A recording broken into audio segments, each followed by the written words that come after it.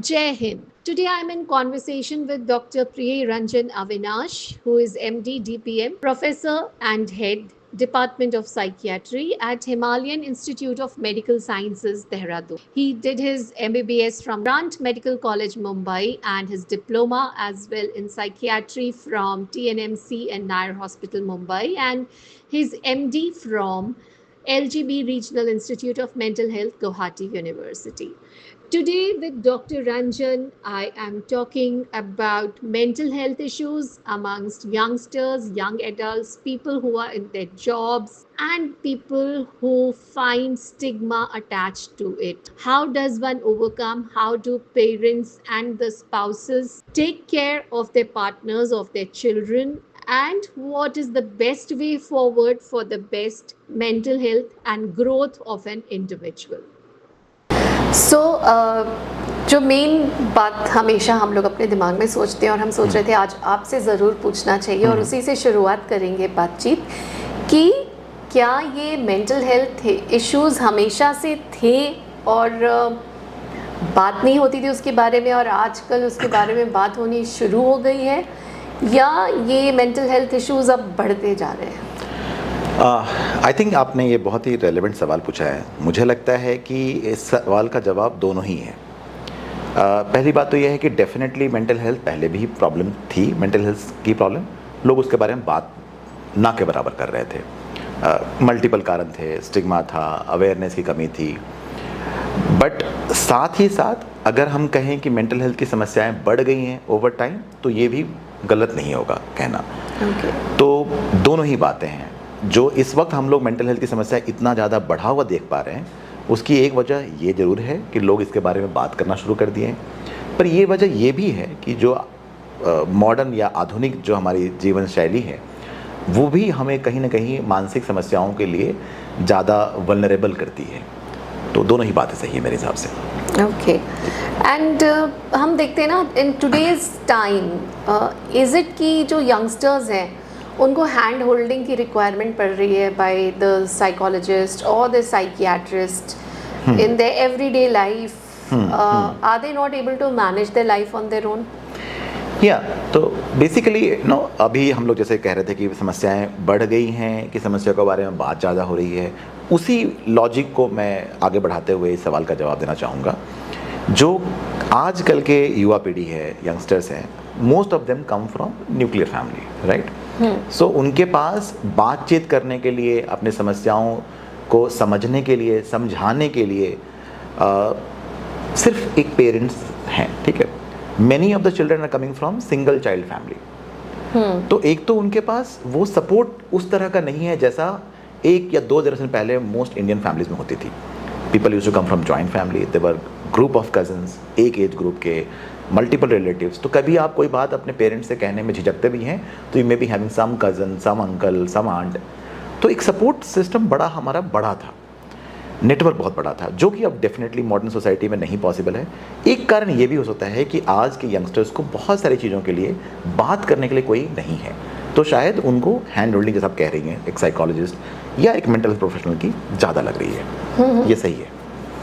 और जैसे आपने बोला कि सिंगल चाइल्ड है, तो हम लोग जनरली कह देते हैं कि loneliness is a problem of old as.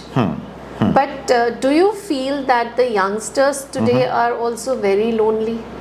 And इसमें where have we gone wrong? I mean as a society और एज पेरेंट्स कहाँ हम गलत जा रहे हैं? लोनलीनेस की बात आपने कही, मुझे लगता है कि इसके बारे में बात होनी चाहिए। आई थिंक आज से कुछ 6-7 साल पहले की बात है जब लोनलीनेस को एक बीमारी का दर्जा दिया गया था और इंग्लैंड में और कई सारे वेस्टर्न कंट्रीज़ में लोनलीनेस के लिए एक सेपरेट मिनिस्ट्री तैयार की गई कि वो इतनी बड़ी समस्या है कि उसके ऊपर में रिसर्च और काम करने के लिए कई सारी सरकारें एक अलग मिनिस्ट्री डेवलप कर रही है लोनलीनेस को हैंडल करने के लिए। लोनलीनेस इज़ प्राइमरली करेंटली जो अभी देख पा रहा हूँ मैं, is a problem of modern times. उससे कोई भी वंचित नहीं है, old age, young age, children, adults, nobody is really, you can say that कि can escape from this loneliness. तो लोनलीनेस डेफिनेटली ज़्यादा है, सिंपली बिकॉज फैमिली छोटी होती गई, सोसाइटी इंडिविजुअलिस्टिक हो गई है। So now the sense of social connectedness जो पहले होता था, एक नेबर्स में, एक कॉलोनी में, एक वर्क प्लेस में, एक ऑफिस में, लोगों की बहुत जॉइंट चीज़ें हुआ करती थी, बहुत कनेक्टेडनेस था, वो सब आप देख पा रहे होंगे कि करेंटली कम होता चला गया है। तो लोनलीनेस हर एज ग्रुप का प्रॉब्लम है, ओल्ड एज का प्रॉब्लम है definitely, especially when they lose one of their partner, because generally obviously one of the partner dies before the other partner, so old age की problem तो है ही, but single child family में और even अगर more than one child भी है तब भी loneliness could be very common in youngsters. Yes. And ये भी कहते हुए कोई हैरानी नहीं होगी मुझे अगर मैं बोलूँ कि आजकल लोनलीनेस को एपिडेमिक की तरह देखा जा रहा है। बिल्कुल। और हमें तो लगता है कि अब तो डिवाइसेस हैं, तो अब तो you are always connected, right, but still the connection is lost. So are the devices not helping out people, or the devices are the reason that connectivity खत्म हो रही है, although it is meant to connect? मतलब कोई एक ad आता था किसी नेट फोन का कि connecting people. How has that changed now over the time period? Right. ये ना एक अतिशयोक्ति ही होगी, मतलब ऑलमोस्ट लाइक आप कह सकते हैं कि contrary to what you expect.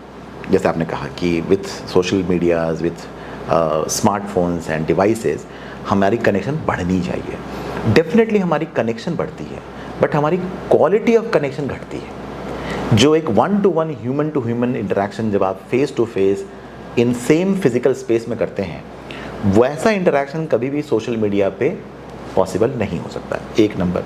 दूसरी, सोशल मीडिया पे हो सकता है कि आपके पास कई कनेक्शन हैं, बट उनमें से कोई भी कनेक्शन को आप इतना क्लोज नहीं कह सकते जिससे कि आप अपनी बातें ढंग से शेयर करें और आपको खतरा भी ना हो कि उस इन्फॉर्मेशन का कोई दुरुपयोग ना हो। सो सोशल कनेक्शन पर से सोशल मीडिया और डिवाइसेस बढ़ने के बाद से एक टाइम जरूर आया था जब कनेक्शन बढ़ी थी, बट आजकल with some kind of a bombardment of social media ये अब ये काउंटर प्रोडक्टिव हो गया है। उल्टा लोग ऐसे बहुत सारे यंगस्टर्स, टीनेजर्स, बच्चों को मैं जानता हूँ, some of them come to me as a client, कि उनका कोई रियल वर्ल्ड में फ्रेंड ही नहीं है। They have their connection, like अगर वो कोई गेम खेल रहे हैं तो उनका गेम से रिलेटेड कुछ ग्रुप है, एक कम्युनिटी कह लीजिए, बट उनको अगर हम पूछें कि भाई can you name one person who you consider as a friend, many of them would say no.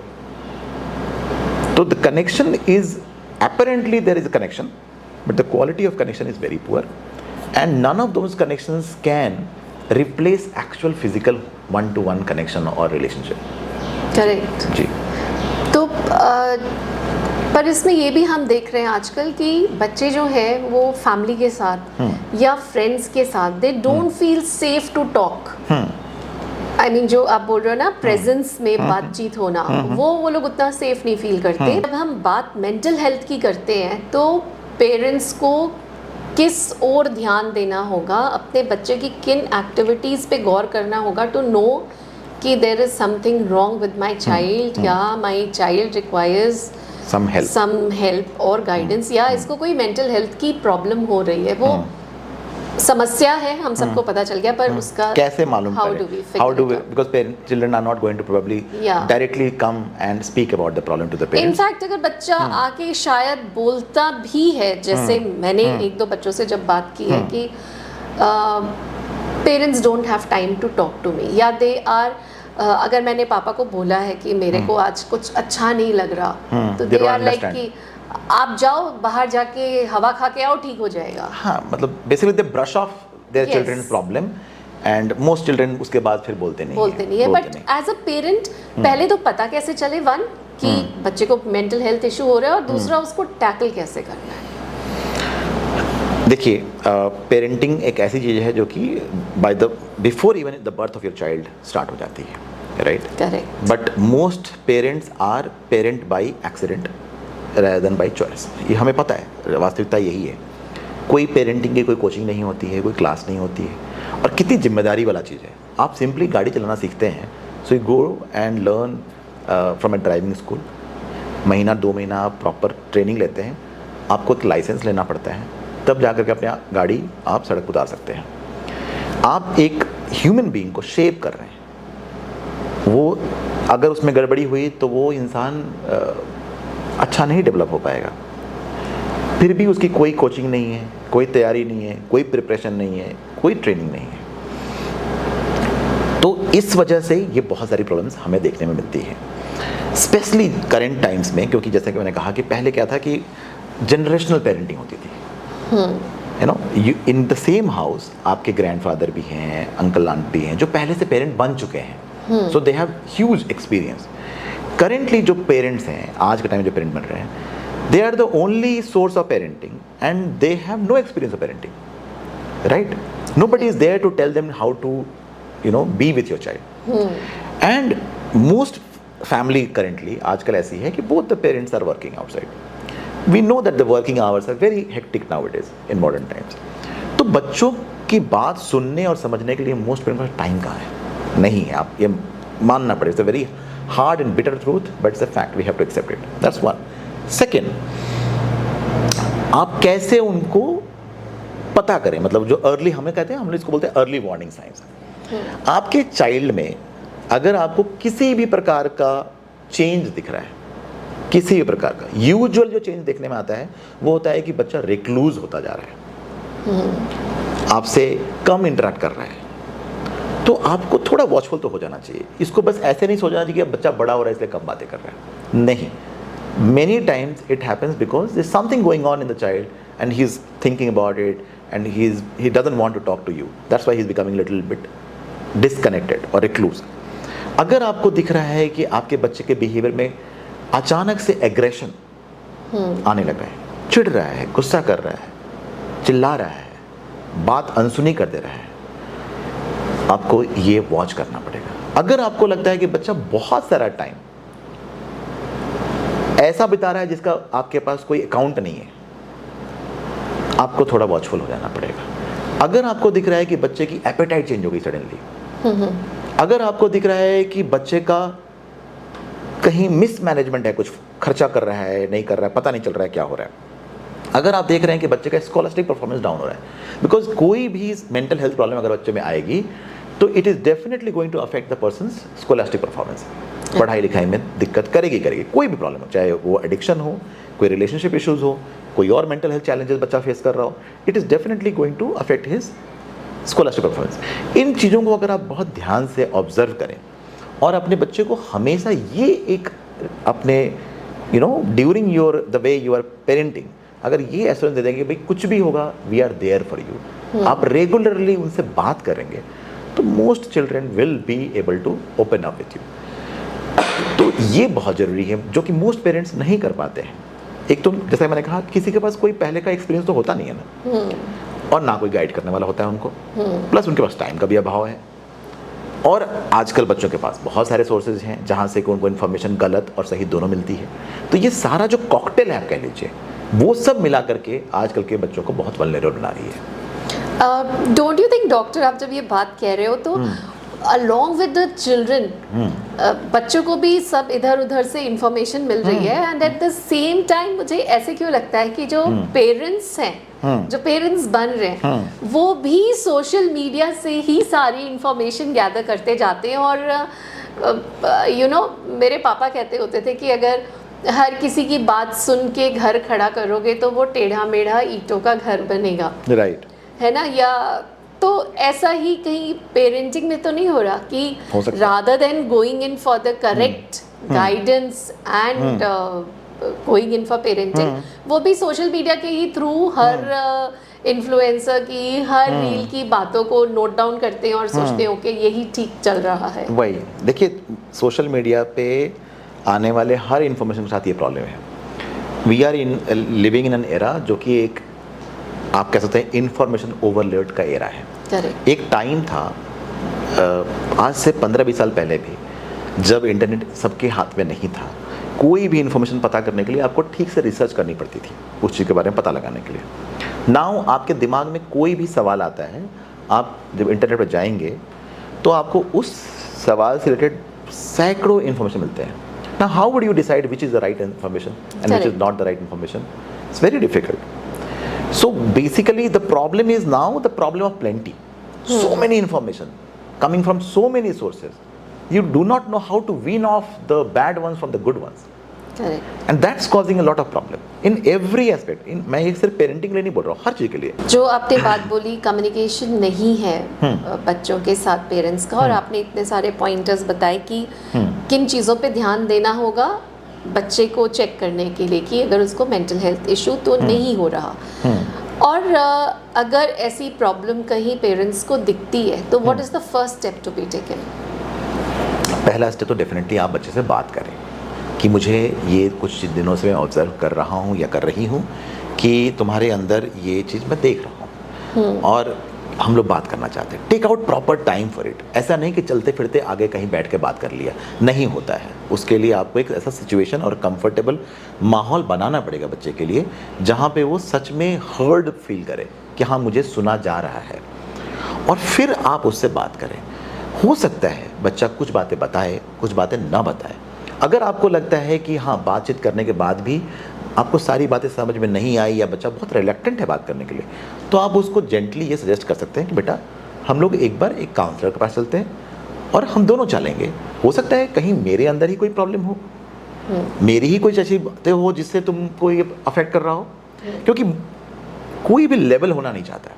अगर आप जैसे बोलेंगे कि मुझे लगता है कि तुम्हारे अंदर दिक्कत है, तो मोस्ट पीपल इंक्लूडिंग एडल्ट्स, बच्चे तो छोड़ दीजिए, एडल्ट भी बैकवर्ड चले जाते हैं कि क्या मेरी ही गलती है। People become defensive. तो आप हमेशा जब बच्चे से बात करना है या किसी से भी बात करना है regarding mental health, you have to bring it like that कि maybe it is a problem of us, not you, and let's go together to a counsellor, to a psychologist and understand the problem. Majority time जब आप ऐसे इस बात को put करते हैं तो बच्चे तैयार हो जाते हैं बात करने के लिए। एक दो सेशन काउंसलिंग में हो सकता है बातें निकल के आए, अक्सर निकल के आ जाती हैं, और जब वो दिखता है कि हाँ प्रॉब्लम कुछ सिग्निफिकेंट है, सीरियस नेचर का है, तो majority counsellors I believe would like to refer that person to a appropriate mental health professional. Now that appropriate mental health professional could be a psychiatrist, could be a psychologist, clinical psychologist also. Right जी। And इसमें जो मैं देख रही हूँ कि is it studies है for students and work pressure है for young adults that mental health issues are rising so much? जैसे कि देखिए ये तो स्ट्रेस हो गया ना, मैंने कहा कि मल्टीपल फैक्टर्स हैं। डेफिनेटली मॉडर्न टाइम्स के स्ट्रेसर्स ज़्यादा हैं। जितनी ज़्यादा फोकस पढ़ाई और सब चीज़ों, सिर्फ पढ़ाई पे नहीं है, आजकल के पेरेंट्स अपने बच्चों से तो हर चीज़ में they want them to excel, and हर चीज़ का एक routine time table, they almost run you know from one thing to another. There is no time for rest. Correct. And there is no time for exploring things that you want to do on your own. Yes, very true, very true. वो चीज़ कहीं ना कहीं मतलब you feel overwhelmed बच्चों के लिए भी है, एडल्ट्स का भी यही है। Everybody is trying to make as much money or succeed as much in their career as they can, and they also want to do everything. Everybody wants to do everything. It's like that. तो ये इतनी भाग दौड़ की जो lifestyle हो गई है हर किसी के लिए, बच्चों के लिए भी, एडल्ट्स के लिए भी, वो डेफिनेटली कहीं ना कहीं आपको स्ट्रेस तो दे ही रही है। दूसरा, अनवाइंड करने का आपको टाइम नहीं मिल रहा है। तीसरा, आप वो चीज़ नहीं कर पा रहे हैं जिसमें आपको एक्चुअली खुशी मिलती है, you know. So it's very important to also indulge into pleasure, and where do you get pleasure from doing things that you enjoy, right. तो ये चीज़ें कहीं ना कहीं कॉम्प्रोमाइज हो जा रही है करंट टाइम्स में। बच्चों की पढ़ाई आपने कहा, एडल्ट्स का काम धाम, और बाकी चीज़ें भी, एंड सपोर्ट सिस्टम का कमी, जो कि मैंने कहा, टाइम नहीं है, सपोर्ट सिस्टम नहीं है, और काम ही काम है। राइट जी। और डॉक्टर जैसे होता है ना कि अगर कुछ भी खांसी है, जुकाम है, या आजकल बोलते हैं कि वंस अ ईयर अपना फुल बॉडी चेकअप करा लेना चाहिए व्यक्ति को, तो उसी तरह से मेंटल हेल्थ के लिए कुछ है पैरामीटर्स या क्राइटेरियाज जिससे कि पता चले कि everything is well in an individuals life, या समथिंग इज़ रॉन्ग, या till the time the person doesn't feel अपने आप ही, तब तक इसका कुछ नहीं हो सकता? देखिए, जितना क्लियरली जो फिजिकल हेल्थ चेकअप के पैरामीटर्स जैसे ब्लड टेस्ट हैं या ईसीजी है या हार्ट के लिए मान लिया करा लिया, एक्सरे करा लिया, ये सब जितना स्पेसिफिक पैरामीटर्स हैं फिजिकल हेल्थ के लिए, डेफिनेटली अभी तक उतने स्पेसिफिक कोई पैरामीटर नहीं है मेंटल हेल्थ को लेकर के। ये तो एक गैप है क्योंकि एक और बात है, क्योंकि मेंटल हेल्थ एक्चुअली में उतनी ज़्यादा ऑब्जेक्टिव नहीं है प्रॉब्लम जितनी कि सब्जेक्टिव है। तो पैरामीटर्स नहीं है। हाँ, लेकिन क्या हमें कुछ करना चाहिए जिससे कि हर कुछ साल में 2 साल में एक चेकअप हो जाए? तो इसका जवाब जो है ना मुश्किल जवाब है, क्योंकि पैरामीटर का अभाव है तो आप कौन से टेस्ट से करेंगे। लेकिन क्या आपको एक बार साल में किसी साइकोलॉजिस्ट या काउंसलर से मिल करके डिस्कस करनी चाहिए? मुझे लगता है हाँ, करनी चाहिए। Till now there is no fixed parameter. कुछ टेस्ट और टूल्स हैं अलग अलग कम्युनिटीज़ में, वो वैलिडेटेड टूल है, यानी कि उन पे रिसर्च हो रखी है। मैं अपने श्रोताओं को बताना चाहूँगा कि मैं खुद अपने एक छोटी सी स्टार्टअप के साथ ऐसा एक टूल डेवलप करने की कोशिश में हूँ, और हम लोगों ने काफ़ी हद तक डेवलप भी कर लिया है। This gives me an opportunity to talk about it. एक एप्लीकेशन है मस्तिष्क बोल करके, जो हमने अभी रिसेंटली उसका जो वेबसाइट है वो तो हमने लॉन्च कर दिया है। एप्लीकेशन ऐप जो है वो अभी तक लॉन्च नहीं हुआ है। मस्तिष्क, जी, मस्तिष्क, MASTISHQ। तो मस्तिष्क में हमने क्या किया है कि बेसिकली जितने भी तरह के मानसिक समस्याएं कॉमनली पाई जाती हैं उनसे रिलेटेड वैलिड क्वेश्चंस हैं उसमें, and it will be on your phone. You can maybe do it once a year और so, whenever you feel that maybe I need to check myself. तो आप उसमें जाएंगे, जैसे कि वो आपकी कॉग्निशन चेक करेगी, यानी कि आपकी ability to think logically, rationally, solve problems, calculate things, make judgement, make choices, वो कर लेगी। वो कई बार आपको आपके इमोशनल हेल्थ को भी गेज कर लेगी कि आपका मूड कैसा रहता है, फीलिंग्स कैसी रहती है, आपकी थिंकिंग कैसी रहती है, आपके बायोलॉजिकल पैरामीटर्स जो कि मेंटल हेल्थ को दिखाती है, जैसे कि आपकी sleep, appetite, sexual drive etcetera, इन सब चीज़ों को चेक कर लेगी। तो एक तरह से एक बड़ा कॉम्प्रिहेंसिव टूल हमने बनाने की कोशिश करी है। हैविंग सेड दैट, बट क्या वो अभी एक वैलिड टूल है for day to day checkup? No, not yet. ठीक है जी, ओके। तो यानी कि मेंटल हेल्थ को लेके भी हमें ध्यान देना होगा, और जो ये बात आम जनता बोल देती है या पेरेंट्स बच्चों को बोल देते हैं कि क्या हुआ, ठीक नहीं फील हो रहा है, और बहुत इजीली लूजली हम डिप्रेशन, एंजाइटी वर्ड्स यूज़ भी करते हैं। और अगर बच्चे बोल भी देते हैं कि मन नहीं लग रहा, आज कुछ अच्छा नहीं लग रहा, मुझे लग रहा है मुझे डिप्रेशन हो रहा है, मुझे कहीं नहीं जाना, ये सारी चीज़ें होती हैं, तो पेरेंट्स बोलते हैं अरे कुछ नहीं है, जाओ जाके थोड़ा हवा पानी बदल के आओ, थोड़ा रनिंग करके आओ, कुछ एक्टिविटी नहीं करते हो इसलिए ये प्रॉब्लम हो रही है। या फिर मैंने अभी किसी को सुना कि वो थेरेपी के लिए गए तो उनको बोला कि अपने सारे विटामिन्स और एसेंशियल्स चेक करिए, एंड हो सकता है आपके विटामिन्स एंड मैग्नीशियम्स एंड जिंक इनमें कमी है, इसलिए आप इतना लो फील कर रहे हो। क्या ये सारी चीज़ें सही बैठ रही हैं? आपने एक सवाल में मुझे लगता है कई सारी बातें पूछी हैं, तो मैं इसको टुकड़ों टुकड़ों में आंसर करने की कोशिश करूंगा। आपने कहा कि जब बच्चे आजकल के टाइम में बड़े लूजली ये टर्म्स यूज़ करते हैं कि डिप्रेशन है या एंग्जाइटी है, और एक वर्ड तो मैं इतना रेगुलरली सुनता हूँ कि कई बार मैं उस शब्द को सुनकर थोड़ा परेशान भी हो जाता हूँ कि कितनी आसानी से लोग बोल रहे हैं ट्रॉमा, कि मेरा trauma, past trauma, traumatic experience, और टॉक्सिक एनवायरनमेंट में टॉक्सिक एनवायरनमेंट, हाँ, toxicity and children, even adults भी बात करते हैं। मैं खुद एक मेडिकल कॉलेज यूनिवर्सिटी में पढ़ाता हूँ, so I have my students are not children, they are full grown adults of 25-30 years also. वहाँ भी मैं कई बार ऐसा सुनने में मुझे मिलता है, लोग ऐसे शब्दों का इस्तेमाल करते हैं। I think that under values the significance of mental health problem. जब आप किसी भी चीज़ को ओवर यूज़ करने लगते हैं, तो जिनको एक्चुअली में डिप्रेशन है, जिनको एक्चुअली में एंग्जाइटी है, जिनको एक्चुअली में कोई ट्रॉमा हुआ है, वो भी उसी बड़े से ब्रॉड ब्रश में आ जाएंगे, और they will not be heard. उनकी प्रॉब्लम को सीरियसली लेना आप लोग बंद करेंगे, विच इज़ वेरी बैड। तो इसलिए मुझे इन शब्दों से जब लोग बहुत लूजली यूज़ करते हैं तो मुझे दिक्कत है, और मैं चाहता हूं कि ऐसे शब्दों का इस्तेमाल तभी किया जाए जब सच में किसी प्रोफेशनल ने, मेंटल प्रोफेशनल ने किसी को ऐसी डायग्नोसिस दी है। First thing.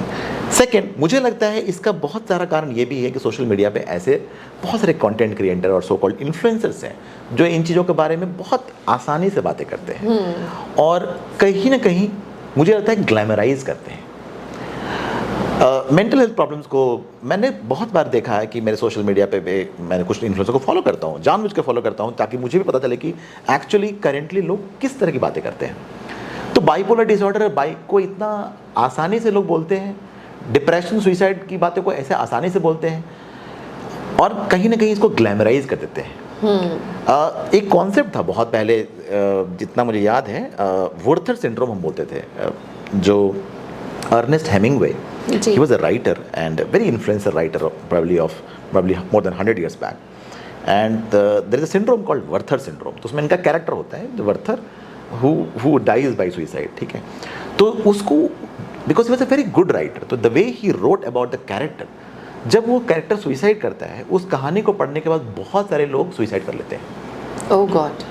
And so much so कि आज के टाइम में हम लोग उसको एक सिंड्रोम बोलते हैं, वर्थर सिंड्रोम, जिसको मतलब कॉपी कैट सुसाइड। जब आप किसी प्रॉब्लम को इतना ग्लैमराइज करके प्रेजेंट करते हैं, एक सेंसिटिव इंफॉर्मेशन को, सेंसिटिव प्रॉब्लम को आप इतना ऐसे प्रेजेंट करते हैं जैसे कि कितनी, मतलब you know, kind of make it very sound very romanticise, over romanticise, तो एक रिस्क रहता है कि लोग वो चीज़ कर सकते हैं। So I think mental health problem should be talked about it, but they should be talked in a very sensible manner. That's one thing. दूसरी बात आपने कही कि बहुत सारे थेरेपिस्ट जब जाते हैं लोगों के पास, पेशेंट्स क्लाइंट्स जाते हैं उनके पास, तो वो लोग बोलते हैं कि आप मैग्नीशियम या जिंक आपने कहा, या वाइटल मिनरल्स एंड वाइटामिन्स की बात है, एसेंशियल मिनरल्स का। मुझे लगता है ये अगेन बहुत ओवर सिंप्लीफिकेशन है। मोस्ट ट्रेन डॉक्टर्स, जो ट्रेन डॉक्टर्स से मेरा मतलब है जिन्होंने MBBS MD वगैरह की पढ़ाई करी है, मेडिकल पढ़ाई करी है, they would not talk about these minerals and vitamins in such A you know simplistic manner कि हर किसी को भी जिंक करा लो, जिंक खा लो, मैग्नीशियम खा लो, वो उसकी कमी है। They don't talk about it because they know कि इनका एविडेंस बेस ऑलमोस्ट नेग्लिजिबल है। जो बात कह रहे हैं ऐसी बात, उसके पीछे जो तर्क है, हम लोग मेडिसिन में ना एक चीज़ हम लोग प्रैक्टिस करते हैं, उसको हम बोलते हैं एविडेंस बेस्ड मेडिसिन। जैसे कि आपने कोई बात एक्सपीरियंस करी, हम दोनों ने बात करी, लेट से हमने कोई चीज़ देखी और हमने कह दिया, लिख दिया इस पे कि आप पूरी दुनिया की हमारी बात क्यों माने। हमारा अनुभव तो सिर्फ हमारा खुद का अनुभव है, हम दो लोगों का अनुभव है। इस चीज़ की एविडेंस क्या है, इस चीज़ को लोग पूरे माने, उसके पीछे कितना बड़ा तथ्य रिसर्च नहीं है। These are called anecdotes. Correct. आपकी मेरी कही सुनाई बात हो गई। जिंक और मैग्नीशियम भी करीब करीब ऐसा ही हो गया है। These are mostly anecdotals, very less level of evidence. सबसे हाईएस्ट लेवल ऑफ एविडेंस हम लोग बोलते हैं, जिसको हम बोलते हैं सिस्टमेटिक रिव्यू, यानी कि multiple research from multiple places done in a very scientific manner and all of them concluded together is called systematic review. उसको बोलते हैं हाई लेवल ऑफ एविडेंस। ऐसे एविडेंशियल बातें नहीं करते हैं कई बार थेरेपिस्ट, जो कि मुझे लगता है गलत है। जी। और इसी में कहीं ऐसा तो नहीं कि the therapist is playing with the mind of the individual की प्लेसिबो इफेक्ट क्रिएट कर रहा है, और व्यक्ति को डायरेक्टली बोलने की जगह कि भाई तुम्हें कोई मेंटल हेल्थ इशू नहीं है, उसको ये बोल के कि अच्छा ठीक है तुम ये खाओ, you will feel better and everything will be fine in your life. मेरे बहुत सारे थेरेपिस्ट फ्रेंड हैं, ठीक है, तो मैं कभी भी ऐसा कोई स्टेटमेंट नहीं दूंगा जो मैं कहूँगा कि सारे थेरेपिस्ट ऐसा कर रहे हैं, but I am pretty sure कि मेरे many of my friends who are therapist will also agree कि ब्लैक शिप तो हर जगह है ना। करेक्ट। तो थेरेपी वर्ल्ड में भी हैं ऐसे लोग, दूसरे वर्ल्ड में भी होंगे। आई एम प्रीटी अग्री। जैसे कि मैंने आपसे थोड़े पहले भी डिस्कस हो रही थी, आपने ये पूछा था, तो मैंने आपको कहा था कि दोनों तरफ समस्याएं हैं। जैसे कि एक बहुत सारे डॉक्टर्स हैं, psychiatrist, neurologist etcetera, neurosurgeon, when they talk कि भाई आप काउंसलिंग करा लो, ऐसे लूजली काउंसलिंग वर्ड बोलते हैं, जबकि मोस्ट थेरेपिस्ट के पास जब वो जाएंगे पेशेंट्स और क्लाइंट्स, तो बोलेंगे कि भाई मैं कोई काउंसलर थोड़ा ना हूँ, I am a clinical psychologist, और काउंसलिंग तो एक ऐसे एक बड़ा अम्ब्रेला टर्म के साथ बोल देते हैं। So how many medical doctors may not have a very good understanding about therapy. Likewise I believe and I accept it, likewise I think the therapist also, it's about time they should accept that they may not, some of them may not have a very good understanding of human function, human body, physiology, biochemistry, anatomy of the body. These things they may not know because their training and teaching does not cover these things in so much detail. तो उस वजह से कई बार हम ऐसी बातें बोल देते हैं, और हमारे क्लाइंट के लिए तो बहुत थेरेपिस्ट से कही गई हर बात बहुत ही वैल्यूबल होती है, So we should be very watchful of what we say and how we say it. Yes. But do you think, doctor, that physical health impacts your mental health or your Definitely. mental health Vice के versa. कारण vice versa है Vice ये? versa. बिल्कुल. देखिए, क्योंकि आपका जो mind है वो आपके ही बॉडी का ही कहीं ना कहीं हिस्सा है. इट्स जस्ट दैट कि we don't know where to pinpoint. Definitely brain, but brain में भी कहाँ बहुत मुश्किल है ना, क्योंकि अभी तक हमने माइंड को बहुत अच्छे से तो नहीं समझा. नहीं समझा है. ठीक है. correct. ब्रेन में हम पहले बात करते थे जब बहुत I am like in this field of mental health for almost 20 years now. Obviously I have some experience, but there are people who have got more experience. उन लोगों की बात करें जो मेरे टीचर्स हुआ करते थे, एक टाइम था ब्रेन, मतलब हम लोग बोलते थे ब्रेन की एनाटमी, ये हिस्सा, ये हिस्सा, ये हिस्सा, पार्ट, हेमिस्फेयर, है ना, लोब्स. फिर ब्रेन के बारे में हम और बातें करने लगे, तो हम ब्रेन को और अंदर से माइक्रो लेवल बातें करना शुरू किए. तो हमने बातें करनी शुरू करी रिसेप्टर्स, है ना, और ट्रैक्ट्स. अब हम लोग और एडवांस होकर के ब्रेन को समझने की कोशिश कर रहे हैं, ब्रेन और माइंड को समझने की कोशिश में. तो अब हम बात करते हैं नेटवर्क्स, जो कि और माइक्रो है, दिखती नहीं है. करेक्ट. ठीक है. तो ब्रेन डेफिनेटली, माइंड डेफिनेटली कहीं ना कहीं ब्रेन ही है, बट कहाँ है ये तो बिल्कुल कह देना, जैसा कि मैं कह रहा हूँ, मैं ओवर सिंप्लीफिकेशन से बचता हूँ. कोई भी ऐसी बात नहीं बोलूँगा जिसके पीछे कोई बहुत स्ट्रॉन्ग एविडेंस ना हो. ठीक है. तो definitely we are still understanding mind. Body का ही हिस्सा है डेफिनेटली. तो माइंड की प्रॉब्लम बॉडी को अफेक्ट करती है, 100% करती है. बिकॉज ब्रेन आपका एक तरह से कह लो कि brain is a driving thing, you know, he is sitting on the driver seat. तो गाड़ी कहाँ जाएगी वो तो ड्राइवर ही डिसाइड करेगा ना, जहाँ चलाएगा उसे जाएगी. Correct. तो brain is definitely influencing the body, but vice versa body also affects mind. Body का हर हिस्सा एक्चुअली. इस पे एक बात ऐड करना चाहूँगा. बहुत पहले जब मैं जस्ट बिगिनिंग था अपने मेंटल हेल्थ फील्ड में, जब एक साइकियाट्रिस्ट के रूप में, तो मेरे बहुत सारे पेशेंट आते थे, बोलते सर डॉक्टर साहब मेरा पेट में दिक्कत है, पेट ठीक कर दो. दिमाग तो सर सब सही है, पेट ठीक हो जाएगा, मेरा दिमाग ठीक हो जाएगा अपने आप. And I used to, believe me, maybe because of lack of understanding and knowledge, I used to sometimes laugh at it कि ये क्या बातें कर रहे हैं, हम माइंड की बात कर रहे हैं, पेट में घुसे हुए हैं. But now we know, gradually, more and more evidence are coming that how we have a connection of gut and brain. Correct. पेट और दिमाग का कनेक्शन है, और वो ड्यूअल कनेक्शन है, बाई डायरेक्शनल कनेक्शन है. तो अगर गट हेल्थ आपका ठीक नहीं है तो आपका मेंटल हेल्थ ठीक नहीं रहेगा, आपका मेंटल हेल्थ ठीक नहीं है तो गट हेल्थ ठीक नहीं रहेगा.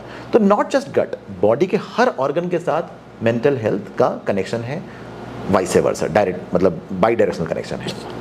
जी. दैट मीन्स कि जो बातें बोली जाती हैं कि सुबह जल्दी उठो और थोड़ा योग करो, मेडिटेशन करो, इस पे मैं बहुत ज़्यादा बोलती रहती हूँ वैसे, पर साथ में एक्टिविटी काफ़ी करो, वॉक्स करो. Can it help the mental health? Yes, but again I am saying, ये मैसेज नहीं आना चाहिए खाली यही करना होता है. Yes. डेफिनेटली ये सब भी करना होता है. एक अच्छा लाइफस्टाइल आपके फिजिकल हेल्थ के लिए भी जरूरी है, आपके मेंटल हेल्थ के लिए भी जरूरी है. ऑलरेडी हमने ये बात कर ली है कि फिजिकल हेल्थ अच्छा रहेगा तो मेंटल हेल्थ भी आमतौर पे अच्छा रहता है. Correct. आमतौर पे तो फिजिकल हेल्थ पे तो डेफिनेटली इसका असर पड़ता है, मेंटल हेल्थ पे भी असर इसका पड़ता ही है. तो very good lifestyle which includes simple 3-4 things. Sleep is an integral part of lifestyle. You cannot compromise on sleep. Diet is an integral part of lifestyle. Eating healthy, balanced, nutritious food is an integral part of lifestyle. Exercise or some kind of physical activity, not necessarily exercise. हमेशा. अब एक farmer है, उसका तो physical activity exercise हो रहा है. बिल्कुल. ठीक है. तो मैं ये नहीं करूँगा जिम में जाकर एक्सरसाइज करना जरूरी है, बट एक्सरसाइज और some kind of physical activity, recreation and a purpose, ये 5 चीजें अगर आप मिला लिया एक हेल्दी लाइफस्टाइल के लिए जरूरी है. आराम, काम, एक पर्पसफुल जीवन, नींद, खाना और व्यायाम. राइट. और हमने बहुत सारी बातें थेरेपी से भी रिलेटेड करी, तो ये भी होता है कई बार, इस पे मुझे लगता है थोड़ी बात होनी ज़रूरी है कि जो लोग जा रहे हैं साइकियाट्रिस्ट के पास या साइकोलॉजिस्ट के पास, मतलब प्रॉपर अपना थेरेपी करा रहे हैं या मिल रहे हैं, काउंसलिंग सेशंस हो रहे हैं, कई बार उनका ये होता है कि आपको पता नहीं, मैं जाता हूँ साइकियाट्रिस्ट के पास या मैं जाती हूँ साइकोलॉजिस्ट के पास, तो rudeness becomes there, you know, tool in hand कि because I have a mental health issue, I am excused out of this. how correct is this behavior of an individual?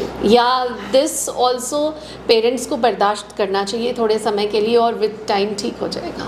नहीं, देखिए बहुत ही जटिल सवाल है, बट मैं इसको ना एक एग्जाम्पल देकर समझाता हूँ, जो कि हम लोग जिस पे अगेन मैं कहूँगा ऐसी बात करेंगे जिस पे रिसर्च की बात हो रही है, ठीक है।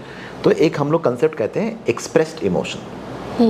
एक्सप्रेस्ड इमोशन, कई सारे मानसिक बीमारियों के बारे में उस पर चर्चा हुई है, मेनली सीरियस मेंटल इलनेस को लेकर के उस पर डिस्कशन है कि आप एक मेंटली इल इंसान अगर फैमिली में है तो फैमिली किस तरीके से उसके साथ बिहेव करे। तो उसमें ये देखा जाता है कि बहुत क्रिटिसिज्म, ओवर क्रिटिकल हो जाना भी गलत है, बिकॉज कई बार हमने देखा है कि मेंटली इल पर्सन इंसान है, स्किज़ोफ्रेनिया है या बाइपोलर है, कोई सीरियस मेंटल इलनेस है, डिप्रेशन है, और घर वाले उसको नाटक बोल देते हैं। हाँ, काम चोरी है इसकी, तो ये तो काम चोर है इसलिए सब करता रहता है, ये तो नाटकबाज है इसलिए ऐसा करता है, इससे तो कुछ होता नहीं इसलिए सब नाटक करता है, वगैरह वगैरह। That is called over critical होना, ये गलत है। ऐसा इमोशन एक्सप्रेस करना नॉर्मल लोगों के लिए भी गलत है, मेंटली इल पर्सन के लिए करना तो बहुत ही गलत है।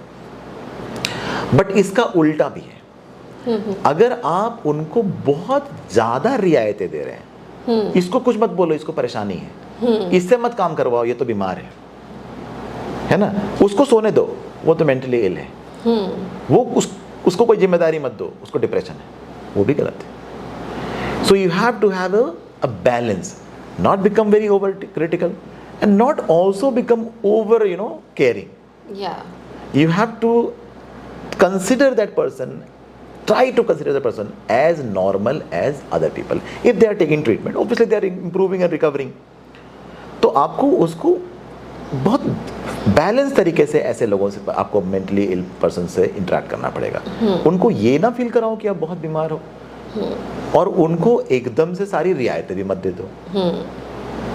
तो ये जब बच्चे आप कह रहे हो मेंटली इल, अगर लोग वैसे बोलते हैं एक्सक्यूज़ की तरह, तो गलत है। फैमिली को देखना चाहिए कि भाई तुम्हारी मेंटल इलनेस है, इस डोमेन में है, पर ये तो फिर भी कर सकते हो, right. You have a problem, let's say you have a problem of mental ill में आपको नींद ज़्यादा आ रही है, ओके, बट जब उठ जाते हो तब तो कर सकते हो। So you have to set the limit everywhere, what is acceptable and what is not acceptable. Correct.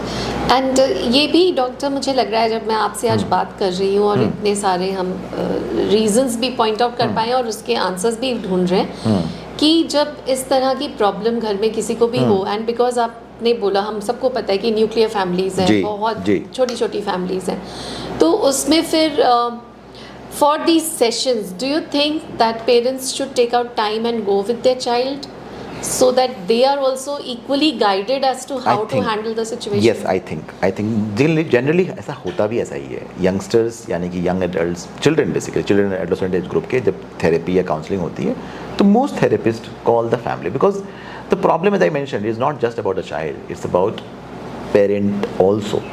और हमारा पहला स्टेप तो जो चिल्ड्रन के मोस्ट चिल्ड्रन के बिहेवियरल डिसऑर्डर्स जो होते हैं, उसमें हमारा पहला स्टेप तो पेरेंट मैनेजमेंट होता है। तो पेरेंटिंग और पेरेंट का मैनेजमेंट एक इंटीग्रल पार्ट है ऑफ थेरेपी और counselling of a child. Even if it is not a child, even if it is a young adult or a married person. अब जैसे कि आपने मैरिड पर्सन कहा, तो partner should go. Yes, they should go because many times married person का जो therapy होता है उसमें कहीं ना कहीं मैरिज रिलेटेड कॉन्फ्लिक्ट और मिसअंडरस्टैंडिंग और पुअर कम्युनिकेशन भी एक इंटीग्रल पार्ट होता है। तो जब तक पेरेंट्स साथ में नहीं, जो उनके पार्टनर साथ में नहीं जाएंगे, तो वो चीज़ें कहीं ना कहीं गैप रह जाएगी। तो I think for therapy, unless it is categorically asked by the client or the therapist that don't bring anyone, come alone, preferably in case of children, parents should be there. In case of young adults, their significant partner should also be there through the journey, because it's not just one thing, no, one time तो होती नहीं है treatment, or it's a journey. Most mental illnesses has a very long course of treatment which goes over for months or sometimes years. Right. So it's very important for the partners or the parents to be part of the therapy so that they also understand where they can help. इसमें ही ये भी आजकल एक अच्छा positive change जो मुझे दिखता है कि कंपनीज ऑल्सो encourage कि okay if you have any mental health issue you can go for a session and right allowed है, तो जी। उससे वो जो एक स्टिग्मा अटैच्ड है शायद वो भी हटता है जी काफी बिल्कुल हद हटता है, तक, बिल्कुल हटता है। और it helps the individual also. Right right and the same stigma अगर पेरेंट्स को भी हटवाना है तो पेरेंट्स के लिए आप क्या कहना चाह रहे हो कि कैसे वो इस चीज़ को पहले तो एक्सेप्ट कर ले कि हाँ ये प्रॉब्लम है, बिकॉज ये एक बहुत बड़ा इशू आजकल, मैं आज की डेट में भी मैं स्कूल में पढ़ाती हूँ, वहाँ पे भी मैं देखती हूँ कि जहाँ हम न्यूरो डाइवर्जेंट इश्यूज़ की तरफ चले जाते हैं बच्चों की, तो एक्सेप्टेंस नहीं आती है। देखिए न्यूरो डाइवर्जेंट जो है ना, इस वर्ड में भी एक समस्या है, क्योंकि जब से ये न्यूरो डाइवर्जेंट चीज़ों के बारे में बात होने लगी है तो बहुत बार उल्टा भी होता है। कई बार पेरेंट्स बोलते हैं मेरा बच्चा तो न्यूरो डाइवर्जेंट है, सो उनका एक बड़ा पुअर कोपिंग होता है ये, that if I know that कि my child is not like an average other supposedly normal child, एक टाइम पे तो आपको आएगा कि how can it happen to me, मेरे बच्चे के साथ ऐसा क्यों हुआ, you go into lot of guilt, कहीं ना कहीं हमने गलत किया होगा, फ्रस्ट्रेशन वगैरह वगैरह, और फिर बाद में कहीं से उनको सुनने को मिलता है कि मेरा बच्चा अब नॉर्मल नहीं है, प्रॉब्लम नहीं है, उसको न्यूरो डाइवर्जेंट है, और फिर वो उसको एक बैज की तरह लेके चलने लगते हैं। मैंने ऐसे भी देखा है ना, correct. And then they stop you know कि ये तो न्यूरो डाइवर्जेंट है। हाँ this is also called to the problem, है ना, ऐसे करके भी आप प्रॉब्लम बढ़ाते हैं। If you not accept the problem for as it is and you sugarcoat and label it in a manner which becomes more like acceptable, I think there is a problem with that. Correct. एक तो ये, दूसरा accepting mental illness. देखिए अब मानसिक समस्याओं को accept करने का पहला स्टेप तो वही होने वाला है कि स्टिग्मा खत्म होना चाहिए। स्टिग्मा खत्म होने का पहला स्टेप तो वही होने वाला है कि अवेयरनेस होनी चाहिए। ये दोनों आपस जुड़ी हुई है, it's like a chicken and egg, कि पहले स्टिग्मा खत्म होगा अवेयरनेस आने पे, कि अवेयरनेस आएगी स्टिग्मा खत्म होने पे, both things goes hand in hand. मैंने बहुत बार, मुझे अभी भी याद है, इट इज़ लिटिल अनपॉपुलर और समटाइम्स पीपल थिंक दैट कि नहीं ये सही नहीं है, but I am a believer of this and I know that many people are also believer that कि unless you own mental illness, no, like for example if somebody has hypertension, कौन hide करता है hypertension को? People openly talk about it, right? किसी को diabetes है आज के टाइम में, वो भी हाइड नहीं करते हैं। People openly talk about it. These are also very chronic illnesses. If once somebody has these illnesses, they stay there for their whole life. Correct. है ना? किसी को और कोई मेडिकल प्रॉब्लम है, हार्ट डिजीज है, तो एक्सेप्ट करते हैं लोग, they talk about it. Rather sometimes they talk very openly about it. But mental illness के बारे में लोग बात नहीं करते हैं। बात नहीं करने से स्टिग्मा और बढ़ता है, घटता नहीं है।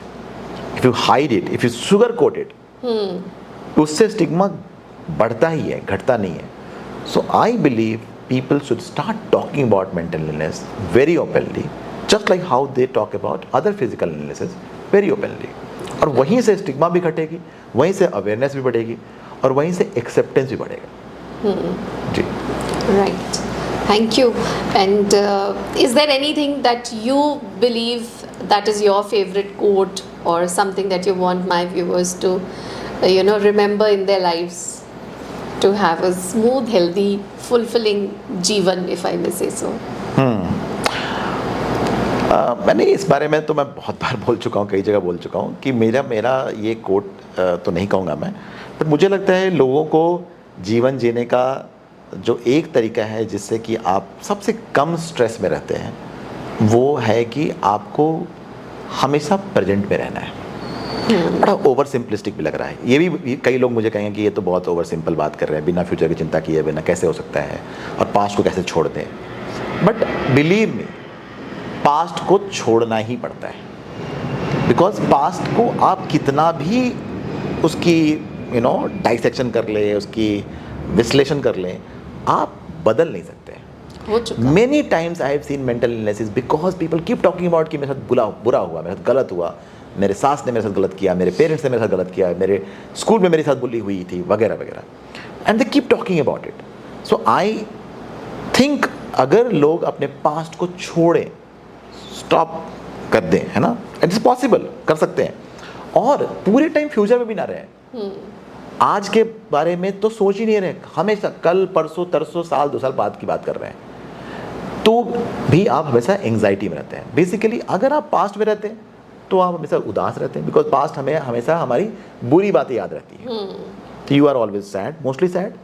और अगर आप फ्यूचर के बारे में खाली सोचते हैं तो you are mostly anxious. Correct. But अगर आप माइंडफुल होकर के, यानी कि पूरा रम के बस के खो करके अगर आप अपने प्रेजेंट जिएंगे, यानी कि जिसको माइंडफुलनेस बोलते हैं, और सबको पता है कि mindfulness is a practice of meditation एक तरह से, करेक्ट। देन आप ज़्यादा खुश रहेंगे और कम परेशान रहेंगे। जी, thank you so much, thank you for your time. Thank So, yes, dear viewers and my friends, Dr. Ranjan also talks about taking care of our mental health and living in the present, being mindful, being aware, giving your 100% to wherever you are.